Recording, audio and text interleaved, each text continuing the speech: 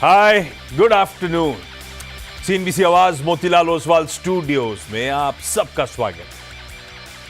भारी है आज दोपहर के सास, बहू और सेंसेक्स और मदद करने के लिए कोलकाता से जाने माने ट्रेडर और मार्केट एक्सपर्ट अमित सेठ साहब जुड़ते हैं सिटी ऑफ जॉय से। सिटी ऑफ जॉय क्यों कहते हैं? क्योंकि वाइब्रेंट है, कहते हैं बड़ा कल्चरल कैपिटल है, तो बड़ा रिच कल्चर है वहाँ का, हमेशा फेस्टिव एटमॉस्फेयर रहता है। फिर ऐसी एक और सवाल ध्यान में आया अमित जी, बॉलीवुड बोलते हैं, इधर उधर बोलते हैं, कोलकाता वाले को टॉलीवुड क्यों बोलते हैं? मतलब ना वो वेस्ट बंगाल से राइम कर रहा है ना कोलकाता से राइम कर रहा है, फिर टॉलीवुड क्यों? जी, good afternoon Ashish ji and good afternoon to all the viewers. काफी अच्छा क्वेश्चन आज आपने पूछा दोपहर में। लेकिन मेरे को थोड़ा नॉलेज है इस बारे में, तो शायद अच्छा। हाँ। जी मैं होपफुली मैं सही जवाब दूंगा। हाँ। आशीष जी, यहाँ पे एक एरिया है कैलकाटा में जिसका नाम है टॉलीगंज। सो टॉलीगंज में ज्यादातर जितने ये स्टूडियोज हैं, जो जो भी पिक्चर्स हमारे यहाँ पे बनती हैं, तो उस एरिया में लोकेटेड हैं बड़े बड़े स्टूडियोज। जैसे ओ। बॉम्बे में आरके स्टूडियोज जुहू में है फॉर एग्जाम्पल। तो most of the studios are located in area called Tollygunge. तो इसीलिए इसको मेरे ख्याल say that is Tollywood. Tollywood बोलते हैं। हाँ, तो बॉम्बे से बॉलीवुड था और टॉलीगंज से टॉलीवुड हुआ। आप क्लियर हो गया मुझे। हाँ, अमित जी प्रिपेयर्ड आए थे। वैसे ये एग्जाम सरप्राइज टेस्ट था, पर अमित जी का होमवर्क ऑलरेडी स्ट्रांग था। Amit ji welcome on the show, good afternoon आपको। बस आ रहा हूँ आपके पास थोड़ी देर में। उससे पहले जरा हम तक, यानी कि सास, बहू और सेंसेक्स की बैकएंड टीम तक रीच आउट करने के जो तरीके हैं वो स्क्रीन पर है। ये व्हाट्सएप नंबर है 7045220000।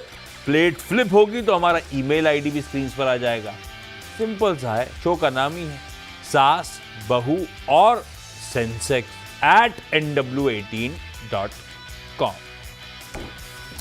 रीच आउट करिए भाई, सवाल भेजिए। और फोन लाइन भी खोल दी गई है 7045220000 जो व्हाट्सएप नंबर था, इसी पे ये पूरे टाइम खुला नहीं रहता है, ये खोला गया है भी, ताकि आप अब चाहें तो हम तक रीच आउट भी कर सके। एक आध क्वेरी लूंगा भी मैं फोन पे। खैर, मार्केट्स एक बार स्क्रीन पर रख देता हूं, बुरे नहीं है, ठीक है। परसों के एक तरफा मूव के बाद कल कुछ सीरियस प्रॉफिट टेकिंग थी और कल के आंकड़े वाकई गड़बड़ाए थे। एफआईएस की कैश की बिकवाली कम थी, क्योंकि मेरे ख्याल से कल लार्ज ट्रेड्स भी थे तो उसमें भी पैसा आया था। तो ये भी नहीं हो सकता कि एफआई हो सकता है तो कैश की बिकवाली ज्यादा होती। कुछ कुछ जगह क्लियरली एफआईएस ने खूब खरीदारी करी है लार्ज ट्रेड्स में। पर ठीक है, उससे ज्यादा दिक्कत वाली बात थी जो सुबह से हम चर्चा कर रहे हैं, वो कल के एफएनओ में एफआईएस का जिस तरह की पोजिशनिंग थी। तो उस लिहाज से एक सवाल था कि 1/3% जब सुबह निफ्टी खुलने की गिफ्ट निफ्टी इंडिकेशन दे रहा था, टिक पाएंगे नहीं टिक पाएंगे, टिके हुए से लग रहा है भाई। तो हो सकता है कल का एक एबरेशन हो। खैर, अभी तो सेशन बचा है, अभी तो आधे ही पड़ाव पूरा हुआ है, आधा पड़ाव सामने खड़ा है। दोपहर के एग्जैक्ट 12:30 बजे हो रहे हैं जब अपन ये बातचीत कर रहे हैं। ठंडा पड़ा है बस बैंक्स, फाइनेंशियल्स, मतलब एक ही कड़ी कह लीजिए, बैंक्स और फाइनेंशियल्स की स्पेस ठंडी पड़ी है। बैंक्स देखिए दिन के लोस पे 1/4% दबाव के साथ इस समय कामकाज कर रहे हैं, और ऐसी फाइनेंशियल्स। अब फाइनेंशियल्स में क्या है कि दिग्गज बैंक से तड़का भी आ जाता है, तो पॉकेट टू रिप्रेजेंटेशन नहीं है, लेकिन फाइनेंशियल्स भी अपने आप में पस्त पड़े आज। ये देखिए, ये पॉकेट छोड़ दूं तो स्क्रीन उतनी बुरी नहीं है। आईटी परसों के 6-7%, 6% के मूव के बाद कल मामला गड़बड़ाया था, तो आज स्टेबल है आईटी, 1% मजबूती के साथ ट्रेड कर रहा है। ये इंपॉर्टेंट पॉकेट इसलिए अपफ्रंट डिस्कस करा। अदरवाइज कई सारे डिफेंस इंडेक्स अगर डॉक्टर साहब प्ले आउट कर सके, दिखा सके आपको, metals, real estate, sorry capital good, industrials वगैरह। डॉक्टर साहब कुछ कह रहे हो बार बार आप? बताएं बताएं। खैर, ये पॉकेट्स हैं जो बढ़िया कर रही हैं, आउट परफॉर्म कर रही है, तो स्क्रीन अच्छी है। स्क्रीन अच्छी इसीलिए भी है कि कल जब बाजार गिरे थे हमारे, प्रॉफिट टेकिंग जब मैं कह रहा हूं वर्ड इस्तेमाल कर रहा था, सीरियस सी हो गई थी थोड़ी सी, तब भी ब्रेथ बढ़िया थी। कल 2:1 के एडवांसेस के फेवर में ब्रेथ थी, और आज भी 3.5 कन्वीनियंस के लिए 4:1 पढ़ देता हूं, यानी कि 20% स्टॉक सिर्फ लाल में है, बाकी 80% के आसपास स्टॉक्स इन ग्रीन ट्रेड कर रहे हैं। बहुत बढ़िया ब्रेथ है। तो ये इसीलिए कह रहा हूं, मूड मॉल इतना बिगड़ा हुआ नहीं है, आज स्क्रीन बढ़िया है, स्टेबलाइज हो गई है कल के चौंकाने वाले आंकड़ों के बाद। एक बार निफ्टी की कंट्रीब्यूशन प्लेट भी स्क्रीन पर रख देता हूं क्विकली। इन्फोसिस जो कल पेन दे रहा था, आज रिलीफ है। टाटा स्टील अपने आप में अच्छे मूव्स दिखा गया, वेटेज नहीं है, लेकिन टाटा स्टील 4%, 4.5% मेरे ख्याल से उछाल के साथ कामकाज कर रहा है, इसीलिए आपको कंट्रीब्यूशन प्लेट पे भी टाटा स्टील दिखेगा। रिलायंस मदद करता हुआ, लार्सन एंड टुब्रो मदद करता हुआ, कुछ अलग अलग सेक्टर के दिग्गज स्टॉक्स आपकी स्क्रीन पे जो इस समय मदद कर रहे हैं। ये बैंक्स और फाइनेंशियल्स ने थोड़ा सा मूड बिगाड़ा हुआ है। अमित जी भाई, इंटरेस्टिंग हफ्ता जा रहा है, गजब का डे वन का मूव, उसके बाद मामला कल पस पड़ना, आज थोड़ा बहुत स्टेबलाइज होना। आप कैसे आंक रहे हो निफ्टी की इस चाल को? तेजी करने का मन बना रहे हो या नहीं बना रहे हो? जी आशीष जी, अगर निफ्टी का स्ट्रक्चर देखें तो कोई दिक्कत तो नहीं नजर आ रही है। ये बात जरूर है कि थोड़ा सा मोमेंटम नहीं है, थोड़ा सा साइडवेज हो गया परसों की मूव के बाद। परसों के सत्र में हमने मंडे को एक फैंटास्टिक रैली देखी, कल थोड़ा सा तो नहीं कहूंगा, थोड़ा ज्यादा ही गेन गिव अप कर दिया, बट ओवरऑल बाजार खराब नहीं है। उसका रीजन और रैशनल ये क्योंकि हम अभी भी 10 डे एक्सपोनेंशियल मूविंग एवरेज के ऊपर कंफर्टेबली ट्रेड कर रहे हैं। ये जाहिर है कि थोड़ा सा मोमेंटम साइडवेज हो गया है, बट ओवरऑल अगर पहले पोजिशनल की बात कर लेते हैं, अगर किसी का पोजिशनल लॉन्ग्स हैं तो 24,450 का एक स्टॉप लॉस लगा के इसे होल्ड करें। 10 डेमा के थोड़ा सा ऊपर है, तो उसे होल्ड करें with stop loss of 24,450। Intra day point of view से देखें तो हमारी मोटा मोटी बाजार की बाउंड्री बनती है नीचे में 24,580 और ऊपर में 24,760। तो थोड़ा सा रेंज बाउंड मार्केट है। अगर आप में स्किल है नीचे में 30-40 पॉइंट्स के स्टॉप लॉस के साथ लेने का तो बाय करें, और ऊपर में इसे बेचे, बट अदरवाइज आप अवॉइड करें तो बेटर है, क्योंकि मोमेंटम आज बिल्कुल भी अब इस बाजार में नजर नहीं आ रहा है। निफ्टी बैंक थोड़ा सा वीक जरूर है आशीष जी, बिकॉज यहाँ थोड़ा सा हम देख रहे हैं कि ऑलमोस्ट 10 डे को स्ट्राइक करने वाला अगर 10 डे टूटता है तो ज्यादा नहीं, लेकिन एक 400-500 पॉइंट का करेक्शन आ सकता है। तो बाजार पे प्रेशर निफ्टी बैंक के चलते हैं। preferred index for trading will be Nifty only. Preferred index for trading will be Nifty only. Nifty के समीकरण बढ़िया तरीके से समझा दिया अमित जी ने। अपन सवाल जो आपके सिलसिले की तरफ बढ़ रहे हैं, आगे कुछ इंटरेस्टिंग स्टॉक्स अगर एक्शन में आ रहे होंगे तो उस पर बातचीत करते रहेंगे। आज अपने को हैदराबाद जाना है, मुंबई जाना है और जगदलपुर, बस्तर, छत्तीसगढ़ जाना है। खैर, और फोन लाइन का भी कॉल डिसाइड कर लिया है, दिल्ली चलेंगे आज अपन, वो आगे जाएंगे, लेकिन पहले चला जाए हैदराबाद। हैदराबाद से अनीता बेनीवाल जी जुड़ती हुई। नमस्ते सर। Hi ma'am. कौन नहीं जुड़ा डायरेक्टर साहब? छत्तीसगढ़, मुंबई नहीं जुड़ी अभी तक। अरे ट्राई करिए, मुंबई जल्दी जोड़िए। हाँ अनीता मैम, नमस्ते, good afternoon, thank you so much जुड़ने के लिए। Anita ma'am. Yes ma'am. Yes sir. हाँ, स्माइलिंग फेस है एकदम। कितने टाइम से स्टॉक मार्केट से जुड़े हो मैम? सर मैं 2019 से जुड़ी हुई हूँ। और अपने खुद ही स्टॉक सिलेक्ट करते हो मैम? इसमें कोशिश तो ये रहती है कि मैं निफ्टी 50 के स्टॉक्स में ही ट्रेडिंग करूं या इन्वेस्टमेंट करूं, लेकिन कभी कभी कुछ टिप्स के भरोसे पे कुछ कहीं इन्वेस्टमेंट हो जाता है।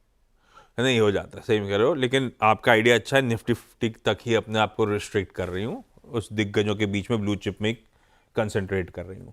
अच्छा अनीता मैम, पहला सवाल अमित जी के लिए कौन सा? सर मैं पहला सवाल तो हैप्पीएस्ट माइंड के लिए जानना चाहती हूँ। मेरा बहुत टाइम से ये अटका हुआ है, मुझे लग रहा है कि अब इसका क्या किया जाए। वैसे तो व्यू लॉन्ग टर्म का है, बट ये कहीं हिल ही नहीं पा रहा है सर। सच कह रहे हो। और एक टाइम था कि सबको यही स्टॉक पसंद आता था, एकदम से सब मामला गड़बड़ा गया हैप्पीएस्ट माइंड का। अमित जी, इससे ऊपर के भाव पे बहुत लोग फंसे हुए हैं, हैप्पीएस्ट माइंड में बहुत लोग फंसे, ये चल के नहीं दे रहा है। कैसे चार्ट्स के सब फंडामेंटल्स तो खैर आईटी के जब इंप्रूव होंगे तो इसके भी थोड़े बहुत इंप्रूव हो रहे होंगे, आई एम अज्यूमिंग। एक थोड़ा सा बस ये है कि फाउंडर प्रमोटर जब से किसी और को चार्ज दिया उन्होंने, तब से और मामला ठंडा हो गया है। पर हैप्पीएस्ट माइंड स्टैक्ड अप कैसा है? लॉन्ग टर्म चार्ट्स कहते क्या है आपको? मैम जो फंसी हुई है 950 की खरीद के साथ, क्या करना चाहिए उनको? जी आशीष जी, स्ट्रक्चर तो ऑनेस्टली वीक है, बिकॉज कंटिन्यूसली लोअर हाइज बन गए हैं। डेली चार्ट्स में, वीकली चार्ट्स में भी एक अच्छा खासा करेक्शन आया है। बट हैविंग सेड दैट, अगर हम पूरे चार्ट को देखें, वीक तो जरूर है, बट लेकिन अब ये जो जोन में खड़ा है that is a weekly support area. तो जब ऑलरेडी इतना घट गया और आपने अच्छा खासा लॉस यहाँ पे देख लिया है, तो ये अब जगह नहीं है कि जहाँ पे हमें लॉस बुक करना चाहिए, बिकॉज वीकली सपोर्ट है, थोड़ा सा स्टॉक ने वहां से रिबाउंड करने की कोशिश की है। रही बात अपवर्ड मूव की, इसका लगभग 50 डे एक्सपोनेंशियल मूविंग एवरेज आता है 620। 620 के अगर ऊपर स्टॉक निकलेगा इन ड्यू कोर्स, तो स्लोली एंड स्टेडीली आपका लॉस कम होगा and may be it will start moving up, हम फिर से उसको कंसिडर कर लेंगे। लेकिन इन द मीनवाइल, क्योंकि वीकली सपोर्ट है, थोड़ा सा स्टॉक अप होल्ड अप करने की कोशिश कर रहा है, तो मेरी सलाह यहाँ पे ये है कि आप एक 560 रुपीज का लगभग यहाँ एक स्टॉप लगाएं और स्टॉक को होल्ड करें। हाँ, पिटा बहुत है, चार्ट्स वीक हैं, लेकिन ध्यान रखें स्टॉप लॉसेस के साथ ही होल्ड करें इस काउंटर को। आता हूं अगली क्वेरी के लिए। मैं जा रहा हूं जगदलपुर एकता जी के पास। एकता मैम, गुड आफ्टरनून। एकता मैम, आपको कितना टाइम हो गया स्टॉक मार्केट में? Good afternoon sir. मेरे को 1.5 साल हो गया है स्टॉक मार्केट में। हाँ, जी। और आप कैसे स्टॉक चुन रहे हो? अपनी खुद की सेल्फ स्टडी चल रही है क्या? मेरे हस्बैंड भी स्टॉक मार्केट में ही हैं, वो 2-2.5 साल से है स्टॉक मार्केट में, तो उन्हीं से ही पिक लेके उनसे जब पिक ले रहे हो तो कैसा कर रही है? अच्छा कर रही है, गड़बड़ा रहा है मामला? कुछ में अच्छा होता है, कुछ में गड़बड़ा जाता है। अभी तो ऑफिस गए होंगे वो, नहीं, सुन रहे हैं? घर पे ही ऑफिस है हाँ, तो उनका। आप बता नहीं पा रहे हो ढंग से, कहीं अच्छा है कहीं बुरा है, ऐसे बोल दिया। ठीक है। एकता मैम, पहला सवाल कौन सा? मेरा पहला सवाल है GMMP फॉडलर का। मेरे पास 80 शेयर्स हैं 1558.50 के। ये हस्बैंड का आइडिया था? जी। अब वो क्या कह रहे हैं, क्या करना चाहिए? आ, वो भी पूछना चाह रहे हैं इसको एवरेज और लिया करे। लिया लॉन्ग एकता टर्म मैम लंबी अवधि के लिए सोच के था? के लिए रखा है। है ट्रेडिंग वाला आइटम है नहीं। जेएमएम फॉडलर लंबी अवधि के हिसाब से सोचा था। अमित जी, 1/3 वैल्यू इरोड हो गई है भाई, क्या करना है? जी डेफिनेटली आशीष जी, स्टॉक में हमने रिसेंटली एक सस्टेन्ड करेक्शन देखा है, लेकिन अच्छी बात ये है कि इसने एक वीकली सपोर्ट जोन से रिवर्सल दिखाया है। ये वीकली सपोर्ट लगभग 1030 के आसपास आता है। स्टॉक ने यहाँ पे एक double bottom sort of a formation बनाया है, और आज के सत्र में हम देख रहे हैं कि स्टॉक ने अपना 10, 20 और 50 day exponential moving average regain कर लिया है। तो इन परिस्थितियों में अब आपको लॉस नहीं बुक करना चाहिए। डेफिनेटली आपका स्टॉक का प्राइस, जिस प्राइस में आपने इन्वेस्ट किया, आने में थोड़ा टाइम जरूर लग सकता है, बट सपोर्ट और डबल बॉटम फॉर्मेशन को देखते हुए अब यहाँ पे आपको स्टॉक को होल्ड करना है। एक स्ट्रिक्ट स्टॉप लॉस 1040 रुपीज का लगा के रखें, और टाइम टू टाइम इसको फिर हम रीअसेस करते रहेंगे। ठीक है। मुंबई से कल्पना ठक्कर जी फोन लाइन पे जुड़ती हुई। कल्पना मैम, गुड आफ्टरनून। सवाल पूछें कल्पना मैम। Good afternoon sir. मेरे पास अमर राजा है 27 शेयर है, और बाय प्राइस है 1491। और कल्पना मैम, ये लिया लंबी अवधि का सोच के था? हाँ, लंबी अवधि का, पर अभी हिल ही नहीं रहा है, पता नहीं क्यों। क्यों नहीं हिल रहा है अमित जी? पहले तो आप ये बताओ। दूसरा, आप ले लिया है तो कब तक हिलेगा, किस दिशा में हिलेगा, और हमें क्या करना है? जी देखिए आशीष जी, ये स्टॉक कंटिन्यूसली पिछले 6-7 महीनों से थोड़ा सा स्लाइड डाउन ट्रेजेक्टरी में है। Continuously lower low lower highs बन रहे हैं, 200 डे एक्सपोनेंशियल के नीचे है। तो जिस हिसाब से स्ट्रक्चर है, एक इसका नेकलाइन रेजिस्टेंस आता है लगभग 1120, यहाँ से 120 रुपए ऊपर, जहाँ पे 200 एमआ भी है। तो जब 1120 के ऊपर निकलेगा तो मेरे ख्याल से यहाँ पे हम एक मूव देख सकते हैं। लेकिन इन द मीनवाइल वो थोड़ा सा दूर है। स्टॉक में अच्छी खासी सेलिंग आ चुकी है ऑलरेडी, थोड़ा सा एग्जॉस्टेड लग रहा है, और weekly support area like other stocks है। तो आप इसे होल्ड करें, क्योंकि आपने लंबे समय से होल्ड इसे किया हुआ, 10, 20, 50 भी इसने थोड़ा सा रीगेन किया है। एक स्टॉप लॉस यहाँ पे 970 रुपए का लगा के रखें। 970 का स्टॉप लगा के होल्ड करना है। बिल्कुल वैसे ही हो गया जैसे कि जेएमएम फॉडलर में नुकसान हो रहा था, वही 1500 की बाइंग, 1000 के आसपास। अमर राजा भी वही 1400-1500 की बाइंग, 1000 के आसपास खड़ा हुआ स्टॉक है। खैर, 970 का एसएल लगाइए, होल्ड करिए। कुछ इंटरेस्टिंग स्टॉक्स पे अमित जी के व्यू लूंगा, लेकिन पहले एक और फोन लाइन पे दिल्ली से संगीता बख्शी मैम जुड़ती हुई। संगीता मैम, हाय, गुड आफ्टरनून। संगीता मैम, आप भी सवाल पूछो मैम। गुड आफ्टरनून सर, मैं संगीता बख्शी। सर, आपका प्रोग्राम लाइव भी देख रही हूँ, मुझे बहुत अच्छा लग रहा है। देखते हुए सर। लेकिन मैंने कल से अमित ही जी की देखना बात ही स्टार्ट अलग किया है। हाँ जी। हाँ सॉरी सवाल पूछे मैम। हाँ जी सर, मेरा क्वेश्चन ये है कि मैंने कोचिन शिपयार्ड के लास्ट ईयर 2024 में 29 शेयर मैंने परचेज किए थे एट द रेट ऑफ 2877 पे। सर मुझे लगा था कि शायद से ये जैसे एकदम से ऊपर चढ़ रहे हैं तो ऊपर चढ़ जाएंगे, बट एकदम से जैसे नीचे आए तो अब तो बहुत नीचे आ चुके हैं सर। सर मुझे प्लीज़ एडवाइस कीजिए कि मुझे लॉन्ग टर्म के लिए इसको रखना है कि मतलब इसको इससे निकलना है बाहर, या फिर इसमें थोड़ा सा इन्वेस्ट करके इससे एवरेज बनानी है। हाँ, डिफेंस है गजब के, रह के उछल रहे हैं। ये अपन सब ऊपर फंस गए थे क्योंकि उस टाइम पे यूफोरिया सा हो गया था। यूफोरिया ने हम रिटेल को भी अपनी तरफ खींच लिया था। उसके बाद वैल्यूएशन मल्टीपल्स करेक्ट कर गए सारे स्टॉक्स के, हम सब फंस गए थे। पर है अच्छी कंपनी, इंडस्ट्री की टेलविंड्स बहुत स्ट्रांग हैं।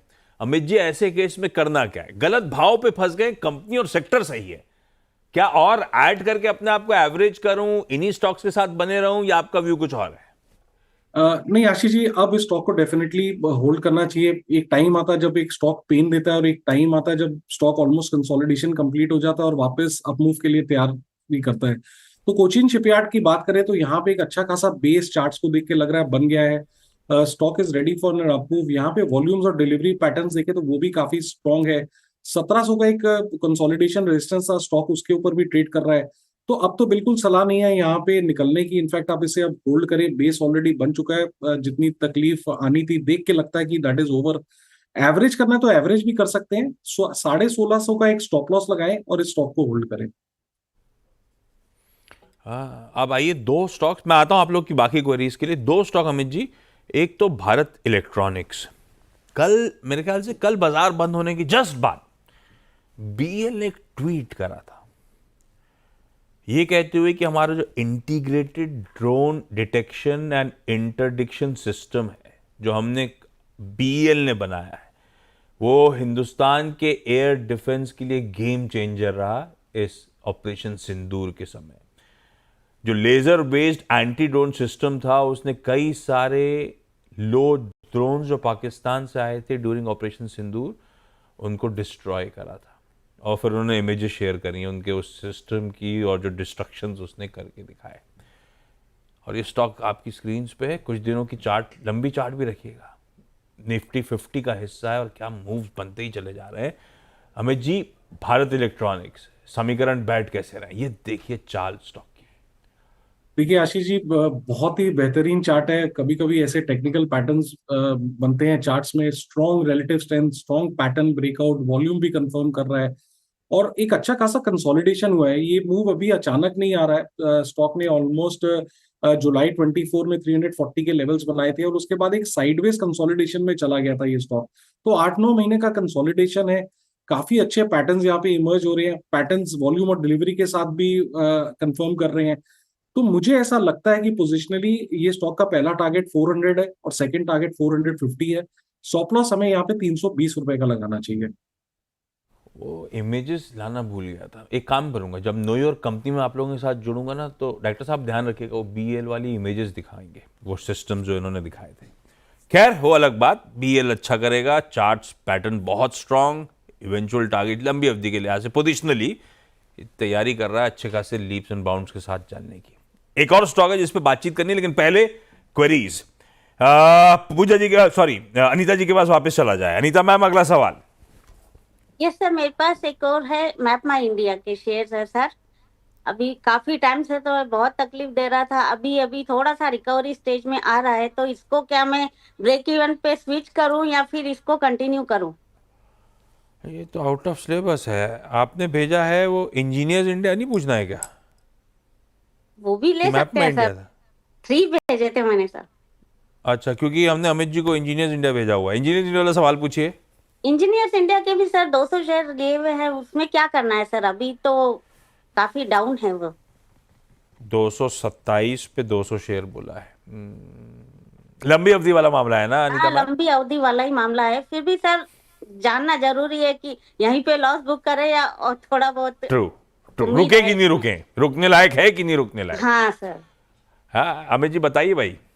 नहीं मैम, अब लॉस नहीं बुक करना चाहिए। यहाँ पे स्टॉक ने अच्छा खासा करेक्शन देखा है, बेस बनाया है, एक हायर लो भी है चार्ट में, which is a positive indication. 200 एमआ के ऑलमोस्ट ऊपर निकल गया है, तो अब ये जगह नहीं है लॉस बुक करने के लिए। मुझे लगता है स्लोली एंड स्टेडली अब ये इंचअप करेगा।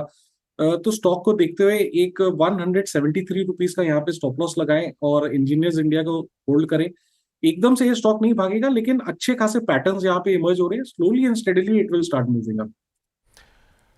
Slowly and steadily, patience test कर रहा होगा आसान शब्दों में, लेकिन ये लेवल्स बेचने के नहीं है। होल्ड करिए 173 के स्टॉप लॉस के साथ। एकता मैम, अगला सवाल। मेरा अगला सवाल है बाटा इंडिया का। मेरे पास 80 शेयर है 1611 के रेट। 1611 पे खरीदे हुए हैं जी और ये लंबी अवधि वाला मामला है। जी। आपके पूछने की देर थी, स्टॉक तो आज फट रहा है। क्या कुछ आया हुआ रिजल्ट तो थे नहीं यार, डायरेक्टर साहब क्या हो गया एकदम से। खैर अमित जी, अभी तो मूड में आ रहा है बाटा इंडिया मैम की, लेकिन आपने खरीद का भाव क्या बोला? 1600 कुछ बोला ना? जी ये डायरेक्टर साहब इस प्लेट को हटाइए, आपके में 1611 पे खरीदा हुआ है, 1200 के आसपास चल रहा है। अमित जी क्या करा जाए? Ashish ji, honestly stock recently week तो रहा है, बट वही बात, अगर वीकली चार्ट देखे तो 1150 1180 इसका स्ट्रॉन्ग सपोर्ट एरिया है। अक्सर स्टॉक यहाँ से घूमा है और इस बार भी हम देख रहे हैं कि लेवल्स होल्ड कर रहे हैं। तो सिमिलरली ये स्टॉक भी अब इस लेवल पे हमें नहीं बेचना चाहिए, इनफैक्ट थोड़ा सा होल्ड करना चाहिए। स्टॉप लॉस यहाँ पे लगभग आपको 1170 रुपए का लगा के रखना है। मैं इस नोट पर एक ब्रेक ले रहा हूं। एकता जी, अनीता जी और कल्पना और संगीता मैम जो जुड़े थे फोन लाइन पे, सबका धन्यवाद जुड़ने के लिए। अमित जी आप बने रहो। टॉलीवुड की नगरी से, सिटी ऑफ जॉय से एक बढ़िया सी स्टॉक पिक ब्रेक के उस पार, एसबीएस स्टॉक पिक।